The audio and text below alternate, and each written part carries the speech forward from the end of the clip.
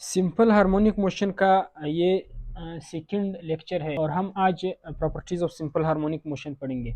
हम आज ये पढ़ेंगे कि एक्सट्रीम पोजीशन पर और मीन पोजीशन पर force, acceleration, displacement, potential energy और काइनेटिक एनर्जी मिनिमम कब होते हैं और इनकी वैल्यूज़ मैक्सिमम कब होते हैं, और अगर मैक्सिमम है या मिनिमम है तो ये कैसे मैक्सिमम और मिनिमम होते हैं ये वैल्यूज़, इनको हम डिटेल में पढ़ेंगे आज के लेक्चर में। तो पहले हम एक्सट्रीम पोजीशन को डिस्कस करते हैं और हम बॉडी की velocity, acceleration, displacement, kinetic energy, potential energy को देखते हैं कि ये मैक्सिमम और मिनिमम कैसे होते हैं।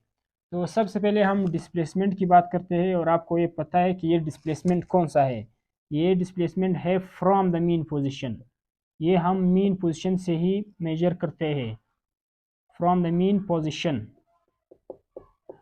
ये मीन पोजीशन से मेजर करते हैं और आपको पता है कि बॉडी अगर एक्सट्रीम पोजीशन पर पड़ा है तो इस केस में डिस्प्लेसमेंट मैक्सिमम होता है।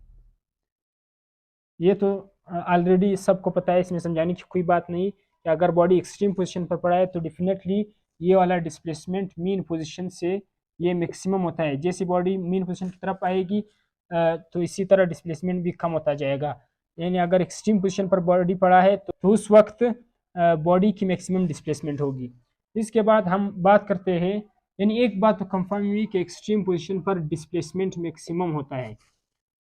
अब इसके बाद हम फोर्स को देखते हैं। फोर्स के लिए मैंने आपको प्रीवियस वीडियो में समझाया था कि फोर्स इस केस में डायरेक्टली प्रोपोर्शनल होता है डिस्प्लेसमेंट के, ठीक है।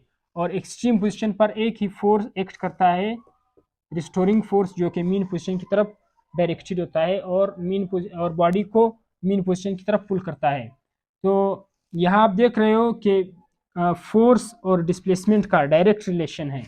जितना आप डिस्प्लेसमेंट कवर करोगे उतना ही ज़्यादा फोर्स एक्ट करेगा बॉडी पर। तो यहाँ एक्सट्रीम पोजीशन पर पड़ा मास m मैक्सिमम डिस्प्लेसमेंट पर है, तो लिहाजा उस पर फोर्स भी मैक्सिमम एक्ट कर रहा होता है, ठीक है। यहाँ से डायरेक्ट रिलेशन है, जितना डिस्प्लेसमेंट कवर करेगा बॉडी उतना ही उस पर फोर्स एक्ट करेगा, तो फोर्स भी मैक्सिमम है। यहाँ हम लिखते हैं टेबल में कि फोर्स भी मैक्सिमम है जब बॉडी एक्सट्रीम पोजीशन पर पड़ा है। इसके बाद हम एक्सेलरेशन को देखते हैं। एक्सेलरेशन बहुत आसान है, अगर फोर्स मैक्सिमम है तो डेफिनेटली एक्सेलरेशन भी मैक्सिमम होगा इस इक्वेशन से। ये फोर्स और एक्सेलरेशन का डायरेक्ट रिलेशन बताता है कि जितना आप फोर्स अप्लाई करते हो बॉडी पर उतना ही बॉडी एक्सेलरेट करेगा। तो अगर फोर्स मैक्सिमम है तो डेफिनेटली एक्सेलरेशन भी मैक्सिमम होगा, ठीक है। और एक बात और हमें पता चला कि इस केस में एक्सेलरेशन मैक्सिमम होगा जब बॉडी एक्सट्रीम पोजीशन पर पड़ा है। फोर्स मैक्सिमम एक्ट करता है एक्सट्रीम पोजीशन पर, डिस्प्लेसमेंट मैक्सिमम है और एक्सेलरेशन सबसे ज़्यादा है जब बॉडी एक्सट्रीम पोजीशन पर पड़ा है। इसके बाद हम वेलोसिटी को देखते हैं कि वेलोसिटी एक्सट्रीम पोजीशन पर मैक्सिमम होता है या मिनिमम। ये आपको पता है कि बॉडी जैसी एक्सट्रीम पोजीशन पर पहुंचती है तो वहाँ स्टॉप हो जाती है, रुक जाती है बॉडी, ठीक है। अगर बॉडी रुक जाती है तो इसका मतलब है कि वेलोसिटी मिनिमम है, यानी कि ज़ीरो है बिल्कुल। बॉडी एक्सट्रीम पोजीशन पर रुक जाती है बहुत कम वक्त के लिए, बिल्कुल स्टॉप हो जाती है और वापस फिर मीन पोजीशन की तरफ बॉडी मूव करेगा। यहाँ से एक और हमें पता चला कि वेलोसिटी एक्सट्रीम पोजीशन पर ज़ीरो है, यानी मिनिमम है, ठीक है। इसके बाद अहम कंपोनेंट काइनेटिक एनर्जी के बारे में देखते हैं। काइनेटिक एनर्जी के एक्सट्रीम पोजीशन पर अगर मास m पड़ा है तो इसकी काइनेटिक एनर्जी क्या है। काइनेटिक एनर्जी आपको पता है कि इसका फार्मूला क्या है, 1/2 mv², वेलोसिटी स्क्वेयर, ठीक है। ये वेलोसिटी स्क्वेयर के डायरेक्टली प्रोपोर्शनल है। अगर वेलोसिटी ही जीरो है, इधर जीरो पुट करोगे तो काइनेटिक एनर्जी डेफिनेटली जीरो हो जाएगा, ठीक है। काइनेटिक एनर्जी भी जीरो है, यानी काइनेटिक एनर्जी भी मिनिमम है इस केस में। जब बॉडी एक्सट्रीम पोजीशन पर पड़ा है उसकी वेलोसिटी जीरो है क्योंकि बॉडी स्टॉप हो जाती है, तो वेलोसिटी जीरो है तो काइनेटिक एनर्जी डेफिनेटली जीरो यानी मिनिमम है। यहाँ से हमें एक और बात पता चला कि काइनेटिक एनर्जी भी मिनिमम है अगर बॉडी एक्सट्रीम पोजीशन पर पड़ा है। इसके बाद हम पोटेंशियल एनर्जी को देखते हैं कि मास m जो कि एक्सट्रीम पोजीशन पर पड़ा है उसकी पोटेंशियल एनर्जी क्या है। ये टॉपिक आप फर्स्ट ईयर में बिल्कुल डिटेल से पढ़ोगे, यहाँ मैं बिल्कुल सिंपल सा समझाता हूँ। पोटेंशियल एनर्जी का इस केस में फार्मूला है 1/2 kx²। ठीक है, ये फार्मूला है इस मास स्प्रिंग सिस्टम के लिए पोटेंशियल एनर्जी निकालने के लिए। ठीक है, अब आपको पता है कि जब बॉडी एक्सट्रीम पोजीशन पर है तो उस वक्त डिस्प्लेसमेंट मैक्सिमम होता है, और यहाँ भी आप देख रहे हो कि पोटेंशियल एनर्जी डिस्प्लेसमेंट के स्क्वायर के डायरेक्टली प्रोपोर्शनल है। तो जितना आप ज़्यादा डिस्प्लेसमेंट कवर करोगे मीन पोजीशन से, उतना ही ज़्यादा पोटेंशियल एनर्जी होगी बॉडी की। तो अगर डिस्प्लेसमेंट मैक्सिमम है एक्सट्रीम पोजीशन पर, तो पोटेंशियल एनर्जी भी डेफिनेटली मैक्सिमम होगा। तो यहाँ से एक और बात पता चला कि पोटेंशियल एनर्जी एक्सट्रीम पोजीशन पर मैक्सिमम होता है। यहाँ एक और बात लिखो न्यूमेरिकल्स वगैरह के लिए कि द टोटल एनर्जी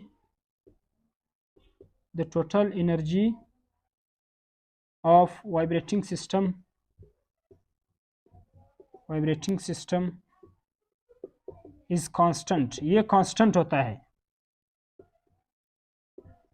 मान लो ये टोटल एनर्जी है, तो जो टोटल एनर्जी है वो सम होगा kinetic energy plus potential energy का। इस केस में आप देख सकते हो जब बॉडी एक्सट्रीम पोजीशन पर पड़ा है तो टोटल एनर्जी जो है वो सिर्फ और सिर्फ पोटेंशियल एनर्जी की वजह से है, ये ज़ीरो होता है। ठीक है, काइनेटिक एनर्जी बिल्कुल ज़ीरो है, तो टोटल एनर्जी सिर्फ और सिर्फ पोटेंशियल एनर्जी की वजह से होता है। और इसी तरह हम इसको मीन पोजीशन में भी डिस्कस करेंगे कि मीन पोजीशन में ये क्या होता है इस तरह। तो अभी हम मीन पोजीशन को डिस्कस करते हैं। अब मीन पोजीशन की बारी है, और आप देख रहे हो कि बॉडी बिल्कुल मीन पोजीशन पर ही पड़ा है। इसमें हम सबसे पहले डिस्प्लेसमेंट को देखते हैं। आपको मैंने बताया कि ये डिस्प्लेसमेंट कौन सा है, ये डिस्प्लेसमेंट हम मेजर करते हैं मीन पोजीशन से, कि बॉडी ने मीन पोजीशन से कितना डिस्प्लेसमेंट कवर किया है। तो अगर बॉडी मीन पोजीशन पर ही पड़ा है तो ये डिस्प्लेसमेंट डेफिनेटली ज़ीरो ही है, यानी बिल्कुल मिनिमम ज़ीरो। डिस्प्लेसमेंट इस केस में क्या है, मिनिमम। ठीक है, ये बिल्कुल आसान है। डिस्प्लेसमेंट हम कहाँ से मेजर करते हैं, मीन पोजीशन से, कि बॉडी मीन पोजीशन से कितना डिस्प्लेस हुआ है। तो अगर बॉडी मीन पोजीशन पर ही पड़ा है तो डेफिनेटली डिस्प्लेसमेंट ज़ीरो है, बॉडी ने कोई डिस्प्लेसमेंट कवर ही नहीं किया है अगर वो मीन पोजीशन पर पड़ा है। इसके बाद हम फोर्स को देखते हैं। तो फोर्स के लिए मैंने बताया था कि फोर्स डायरेक्टली प्रोपोर्शनल होता है डिस्प्लेसमेंट के। तो अगर बॉडी ने कोई डिस्प्लेसमेंट कवर ही नहीं किया है, बिल्कुल मीन पोजीशन पर पड़ा है, तो इस केस में इस पर कोई फोर्स एक्ट नहीं करता, फोर्स भी ज़ीरो है, फोर्स ज़ीरो है, मिनिमम है। ठीक है, फोर्स भी ज़ीरो है। फोर्स तब एक्ट करेगा जब बॉडी मीन पोजीशन से मूव करेगा। ठीक है, अब फोर्स नहीं है तो डेफिनेटली एक्सेलरेशन भी नहीं है। फोर्स ज़ीरो है तो एक्सेलरेशन भी ज़ीरो है। Force is equal to M ए।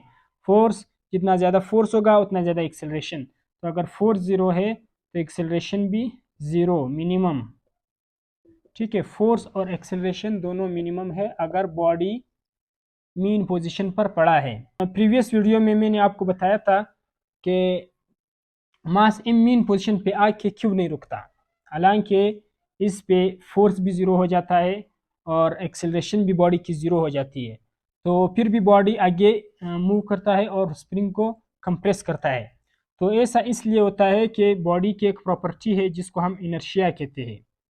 ये क्या है, ये एक प्रॉपर्टी है कि बॉडी अपने रेस्ट प्लस यूनिफॉर्म मोशन को इन दो स्टेट्स को, यानी रेस्ट वाली स्टेट को और यूनिफॉर्म मोशन वाली स्टेट को, ये कंटिन्यू करता है, बरकरार रखता है जब नेट फोर्स ज़ीरो हो जाए। कंडीशन क्या है कि नेट फोर्स अगर ज़ीरो हो जाए तो बॉडी अगर मोशन में है या रेस्ट में है तो वो फिर इन दोनों ही स्टेट्स को कंटिन्यू करेगा। अगर नेट फोर्स ज़ीरो हो जाए तो मीन पोजीशन में कोई फोर्स एक्ट नहीं करता। ठीक है, क्यों, क्योंकि डिस्प्लेसमेंट ज़ीरो है, डिस्प्लेसमेंट नहीं है तो फोर्स नहीं है, और अगर नेट फोर्स नहीं है, कोई फोर्स नहीं है, तो वो अपने स्टेट्स को कंटिन्यू करेगा, और इसी प्रॉपर्टी को हम इनर्शिया कहते हैं। ठीक है, बॉडी पहले से मूव कर रहा था और एकदम से फोर्स ज़ीरो हो गया, तो इसका मतलब ये नहीं है कि बॉडी बिल्कुल रुक जाएगी, बल्कि फोर्स जीरो हो गया तो वो अपने यानी प्रीवियस मोशन को कंटिन्यू करेगा और स्प्रिंग को कंप्रेस करेगा। उम्मीद है ये बात आपको समझ में आया होगा, इनर्शिया वाली। ठीक है, अब तो इसके बाद हम वेलोसिटी को देखते हैं कि मीन पोजीशन पर वेलोसिटी मैक्सिमम है या मिनिमम। अब आपको पता है कि बॉडी एक्सट्रीम पोजीशन से मीन पोजीशन की तरफ मूव करता है, इस तरह ये वो एक्सट्रीम पोजीशन पर पड़ा है और ये रिस्टोरिंग फोर्स की मदद से मीन पोजीशन पर आता है। तो फोर्स इस बॉडी को इस डायरेक्शन में पुश करेगा और इसकी स्पीड आहिस्ता आहिस्ता बढ़ेगी और यहाँ पे आके इसकी वेलोसिटी मैक्सिमम होती है, यानी वेलोसिटी मीन पोजीशन पर मैक्सिमम है। ठीक है, यहाँ से एक और बात पता चला कि वेलोसिटी मीन पोजीशन पर मैक्सिमम है। इसके बाद काइनेटिक एनर्जी को डिस्कस करते हैं। काइनेटिक एनर्जी आपको पता है वेलोसिटी पे डिपेंड करता है, 1/2 mv²। तो वेलोसिटी अगर मैक्सिमम है तो डेफिनेटली काइनेटिक एनर्जी भी मैक्सिमम होगा। वेलोसिटी मैक्सिमम है तो काइनेटिक एनर्जी भी मैक्सिमम है, क्योंकि काइनेटिक एनर्जी और वेलोसिटी का डायरेक्ट रिलेशन है। अब इसके बाद पोटेंशियल एनर्जी। पोटेंशियल एनर्जी का मैंने बताया था कि इसका फार्मूला अभी सिर्फ नोट करो, 1/2 kx²। के एक कांस्टेंट है और सिर्फ डिस्प्लेसमेंट पे डिपेंड करता है पोटेंशियल एनर्जी इस केस में। तो अगर डिस्प्लेसमेंट ज़ीरो है तो पोटेंशियल एनर्जी भी ज़ीरो। तो अगर बॉडी मीन पोजीशन पर पड़ा है तो इसका मतलब है पोटेंशियल एनर्जी ज़ीरो है, मिनिमम है।